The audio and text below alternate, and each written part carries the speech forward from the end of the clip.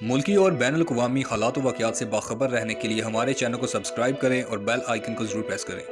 امریکہ نے ویکسین لگوانے والے شہریوں کے لیے ماسک کی پابندی ختم کرنے کا اعلان کر دیا ہے۔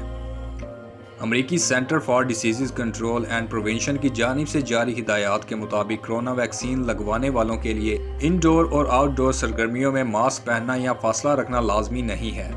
تاہم جہاز، بس، ریل کے سفر یا ایئرپورٹ بس اسٹیشنز پر ماسک لگایا جا سکتا ہے۔ امریکی ادارہ صحت نے ہدایات جاری کرتے ہوئے مزید کہا کہ جن لوگوں کی قوت مدافعت کمزور ہے وہ ماسک پہننا ترک کرنے سے پہلے ڈاکٹر سے مشورہ ضرور کریں۔ اس کے علاوہ بیرون ملک سے امریکہ جانے والوں کے لیے ماسک کی پابندی برقرار ہے۔ ان افراد کے لیے 3 دن کے اندر ٹیسٹ کروانا یا پچھلے 3 ماہ کے دوران کورونا سے صحتیاب ہونے کی دستاویزات دکھانے کی شرط رکھی گئی ہے۔ امریکی صدر نے CDC کے اعلان کا بھرپور خیر مقدم کیا اور اسے ایک عظیم دن قرار دیا۔